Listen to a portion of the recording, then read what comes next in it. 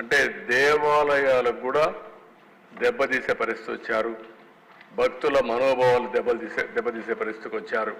కావాలని డెలిబరేట్గా చేశారనేది అందరి ఆలోచన.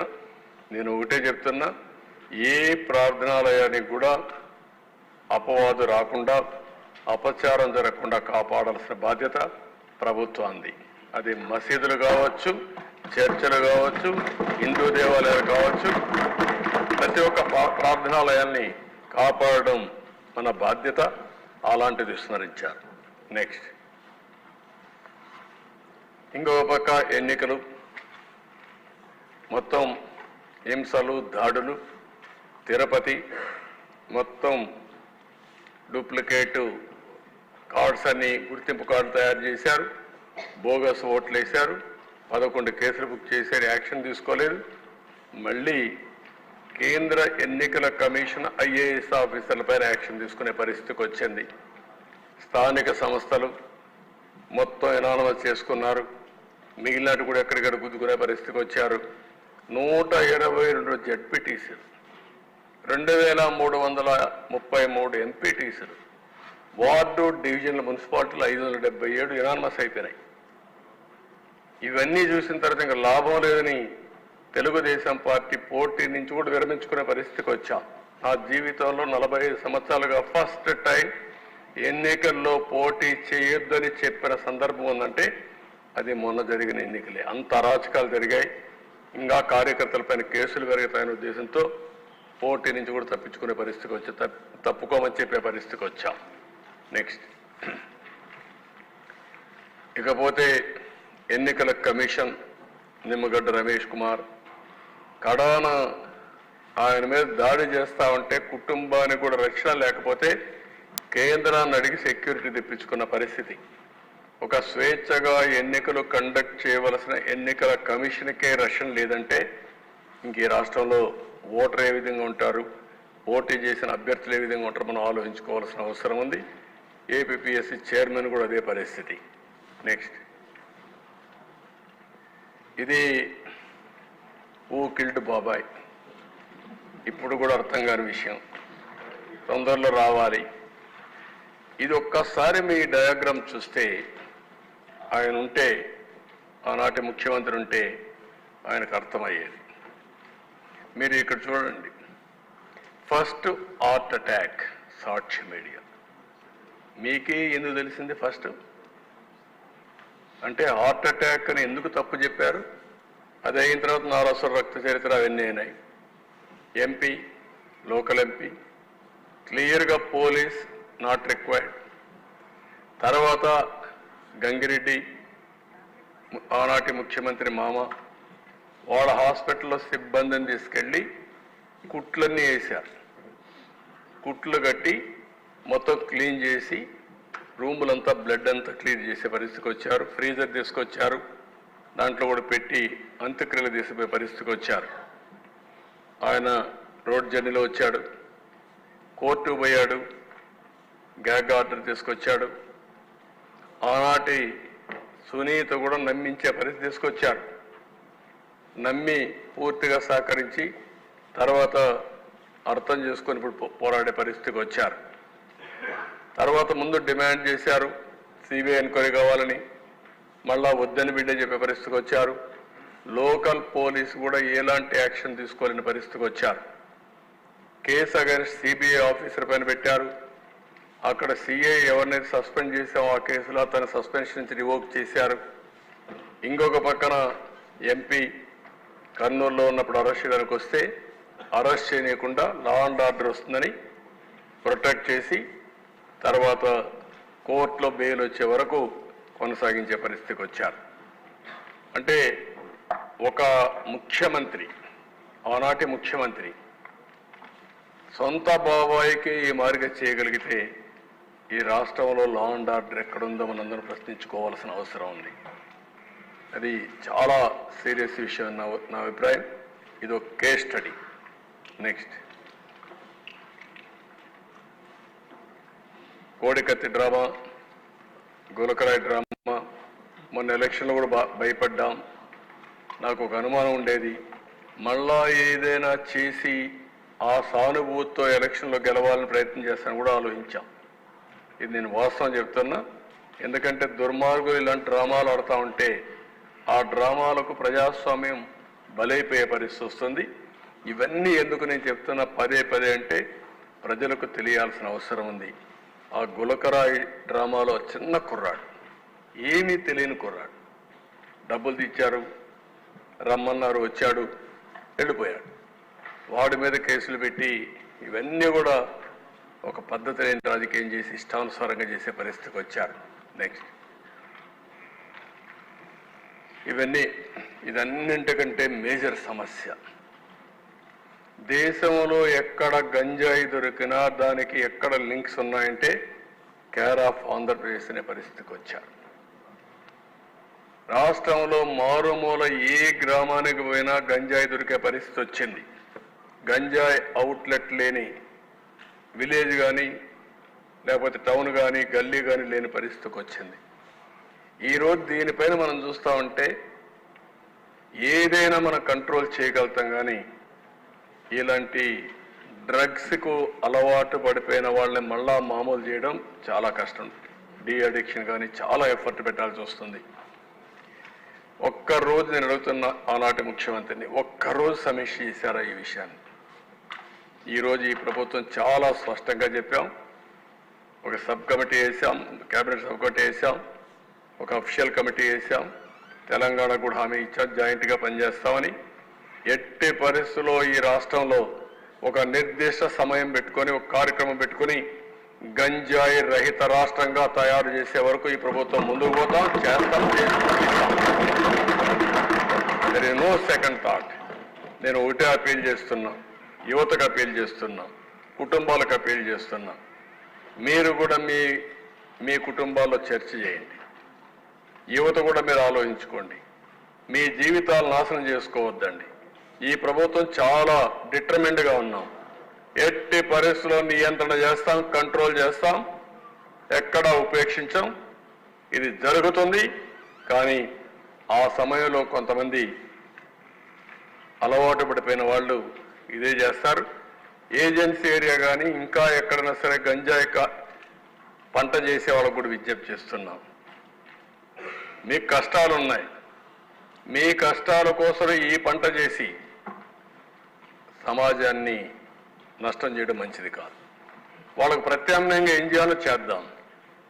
వాళ్ళ మీద ప్రత్యేకంగా ఈ ట్రైబల్ ఏరియాలో కానీ మిగిలిన ప్రాంతాల్లో కానీ ఎవరన్నా గంజాయి పండిస్తూ ఉంటే ఆల్టర్నేటివ్గా ఏమేం చేయాలో ప్రభుత్వ ఖర్చు కూడా ఇచ్చి అన్ని విధాలు చేస్తాం. గంజాయి మాత్రం ఎట్టి పరిస్థితుల్లో ఆమోదించాం. ఈ చెడ్డ పేరు రాకుండా చూసుకునే బాధ్యత మనందరిది. ప్రజా చైతన్యం కూడా తీసుకురావాల్సిన అవసరం ఉంది. నెక్స్ట్ దీని మీద ఒకసారి చర్చ పెడదాం. నెక్స్ట్ సెషన్లో చర్చ పెడదాం. ప్రజా చైతన్యం కూడా తీసుకొద్దాం, ప్రజా సదస్సులు పెడదాం, పెట్టి మనం అవేర్నెస్ కూడా తీసుకొద్దాం. ఇక్కడ ఇది నేను లాస్ట్కి వచ్చాను. మీరు పోలీసులతో రాజకీయ నాయకులుగా మారిన నేరగాడు ముఠ. ఇప్పుడు ఒక విషయం నేను మిమ్మల్ని అందరినీ కోరుతున్నా. ఒకప్పుడు నేరస్తుల్ని రాజకీయ పార్టీలు కానీ రాజకీయ నేతలు కానీ సపోర్ట్ చేయాలంటే భయపడిన రోజులు. మన పార్టీలో ఒక 5-6 మంది నేరస్తులు ఉంటే వాళ్ళే చాలా చెడ్డ పేరు తీసుకొస్తారు పార్టీకి. ఈ 5 ఏళ్ళు ఏం జరిగింది? నేరస్తుడే పార్టీ అధినేతగా ఉంటే, ఆ నేరస్తుడే ముఖ్యమంత్రి అయితే ఏం జరగాలనో అదే జరిగింది. మాఫియా తయారైపోయారు. ఇప్పుడు ఒక థియరీ ఉంది. ఆ థియరీ మీరు సీక్రెట్ అని ఒక బుక్ ఉంటుంది. మీరు చదివిన వాళ్ళు చాలా మంది తక్కువ ఉంటారు. చదివి ఉంటే సంతోషం. ఆ సీక్రెట్ బుక్లో మీరు ఒక సంకల్పం చేసి ముందుకు పోతా ఉంటే మీ సంకల్పం జరగడానికి, మీ ఆలోచన బలపడడానికి, జయప్రదం కావడానికి అలాంటి ఆలోచన చేసే వాళ్ళందరూ వస్తూ ఉంటారు, జాయిన్ అవుతూ ఉంటారు. ఒక మంచి పని చేయాలంటే ఒక అడుగు మనం వేస్తే 2 అడుగులు కలిసి వస్తూ ఉంటుంది. అదే మరి చెడు వ్యక్తులు కూడా చెడు పనులు చేయాలన్నా ఆ సంకల్పానికి కూడా అలాంటి వ్యక్తులు చేస్తారు. అలాంటి వ్యక్తులందరూ వైసీపీలో చేరారు. నేను అడుగుతున్నా, ఇక్కడుండే మీరందరూ చెప్పాలి, చరిత్రలో ఇలాంటి నాయకుడిని ఇటీవల కాలంలో మీరు చూశారా? నేనైతే 45 ఏళ్ళు చూడలేదు. 45 ఏళ్ళు నేను చూడలేదు ఎక్కడ, నేను చదవలేదు కూడా. నేను 78లో ఫస్ట్ టైం ఎమ్మెల్యే అధ్యక్షాను, 80లో మంత్రి, అప్పటి నుంచి రాజకీయాల్లో ఉన్నా. ఇప్పుడు దేశంలో సీనియర్ మోస్ట్ నాయకుడు నేనే. నా తర్వాత వచ్చిన వాళ్ళు మిగిలిన అందరూ ఇప్పుడుండే ముఖ్యమంత్రులు, లేకపోతే కేంద్రంలో మంత్రులు తర్వాత వచ్చారు. కానీ నాకు చరిత్ర అంతా కూడా చూస్తూ ఉంటాం కదా దేశ రాజకీయాల్లో ఉంటే, ఎక్కడ నాకు ఎవరు తగల్లా కాదు. ఒక అతను దొరికాడు, ఒక నార్త్ కొరియాలో ప్రజెంట్ ఉన్నాడు. చరిత్రలో ఒక అతను ఏంటంటే పాబ్లో ఎస్కోబార్ గెవిరియా. అతను ఇదేనండి, ఎస్కోబార్ అనే వ్యక్తి కొలంబియన్ డ్రగ్ లార్డ్. ఇతను నార్కో టెర్రరిస్ట్. అతను పాలిటీషియన్ అయిపోయాడు. అతను ఏం చేశాడంటే మొత్తం ఒక లీడర్గా తయారై మెడిలిన్ కార్టెల్ అనే పేరు పెట్టి ఈ డ్రగ్స్ అమ్మడానికి కారిడార్స్ ఎస్టాబ్లిష్ చేశాడు. ఎస్టాబ్లిష్ చేసి మొత్తం దీంట్లో $30 బిలియన్ డబ్బులు సంపాదించి, అది ఈరోజు $90 బిలియన్ వర్త్ ఆఫ్ వెల్త్ సంపాదించాడు దీంట్లో. ఇది సంపాదించిన తర్వాత మీరు ఒకసారి చూస్తే 76లో అరెస్ట్ అయ్యాడు. 80లో #1 and richest drug lord of the world. Drugs కూడా మీ ప్రపంచంలో రిచెస్ట్ ఫెలో కావచ్చు, వ్యాపారాలు చేసి కావచ్చు. కానీ ఇప్పుడు మాజీ ముఖ్యమంత్రి ఉద్దేశం ఏంటి? ఆయన కూడా అదే కావాలి. ఆయన ఏమనుకున్నా అంటే టాటా, రిలయన్స్, అదానీ ఇలాంటి వాళ్ళు డబ్బులు ఉన్నాయి, వాళ్ళకంటే నేను ఎక్కువగా సంపాదించాలనేది ఆయన కోరిక. నేను అందుకే ఒక మాట చెప్పాను మీకు, కొంతమందికి నీడ్ ఉంటుంది, కొంతమందికి గ్రీడ్ ఉంటుంది, కొంతమందికి మేనియా ఉంటుంది, పిచ్చ ఉంటుంది. మెకనస్ గోల్డ్ అదే పిచ్చ. అలాంటి పిచ్చబట్టిన వాళ్ళు ఇవన్నీ చేస్తారు. ఆ తర్వాత 82లో ఎంపీ అయ్యాడు, కొలంబియా పార్లమెంట్ ఎంపీ అయ్యాడు. 82లో అమెరికా అరెస్ట్ చేయాలంటే మేడ్ డీల్ విత్ కొలంబియా ప్రెసిడెంట్తో ఇతను ఓన్ ప్రిజన్ ఒకటి క్రియేట్ చేసుకొని లా క్యాథెడ్రల్ అనే ఒక ప్రిజన్ మంచి హిల్స్లో కట్టుకొని అక్కడే ఉంటా అన్నాడు. అనే పెట్టారు. అక్కడిని తప్పించుకొని మళ్ళా వెళ్ళాడు. వెళ్ళిన తర్వాత 86లో ఈ killed minister of justice, Colombia minister law మినిస్టర్ని చంపేశాడు. అక్కడి నుంచి 85లో సుప్రీంకోర్టు పైన అటాక్ చేశాడు. ప్యాలెస్ ఆఫ్ జస్టిస్ సీజ్ 107 మందిని ఇంక్లూడింగ్ 11 మంది జడ్జిలు చెప్పారు.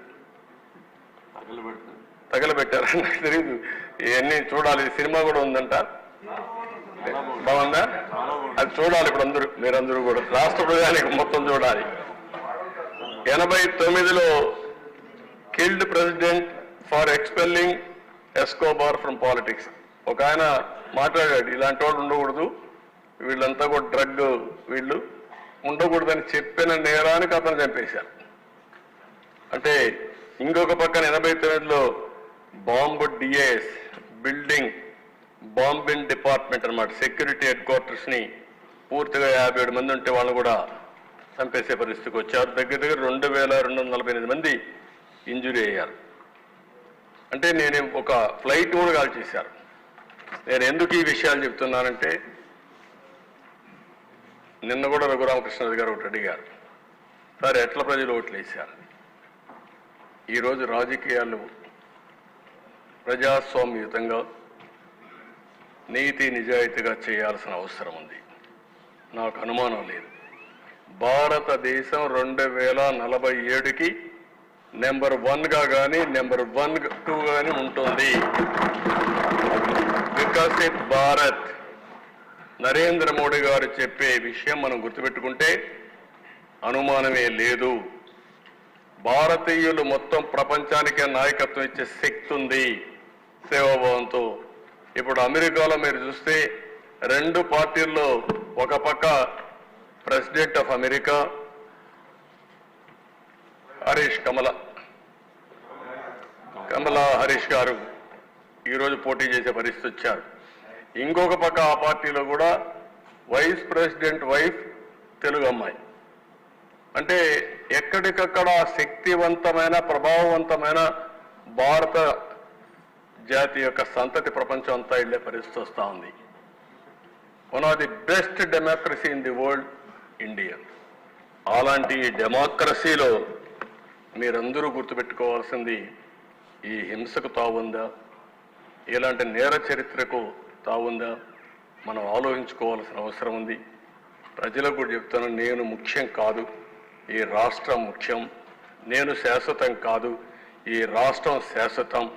అలాంటి ఈ రాష్ట్రాన్ని ఏ విధంగా మనం ముందుకు తీసుకుపోవాలో ఆలోచించవలసిన బాధ్యత. ఏదో ఇక్కడ అందరినీ మనల్ని ఇబ్బంది పెట్టారని నేను మాట్లాడడం లేదు. మీ అందరికీ ఇబ్బంది ఉంది, నన్ను ఇబ్బంది పెట్టారు. సరే, భగవంతుడు మనల్ని కాపాడాడు, అది వేరే విషయం, చరిత్ర. కానీ అందుకే నేను చాలాసార్లు మీటింగ్లో చెప్పాను, ఎవరు రాజకీయాల్లో ఉన్నా పర్వాలేదు, కానీ ఇలాంటి వ్యక్తులు రాజకీయాలకు అర్హత లేదనేది నా అభిప్రాయం. ఇప్పుడు కూడా స్ట్రాంగ్లీ బిలీవ్ దట్. ఆ విషయమే ప్రజలకు చెప్తున్నాను. మీరు కూడా ఆలోచించండి, అందరూ కలిసి ముందుకు పోవాల్సిందిగా నేను కోరుకుంటే. నెక్స్ట్, ఇప్పుడు వే ఫార్వర్డ్. పోలీస్ శాఖ పూర్తిగా ప్రవర్తనలోనే మార్పు తీసుకొస్తాం. కొత్త క్రిమినల్ చట్టాలపైన అవగాహన పెంచుతాం.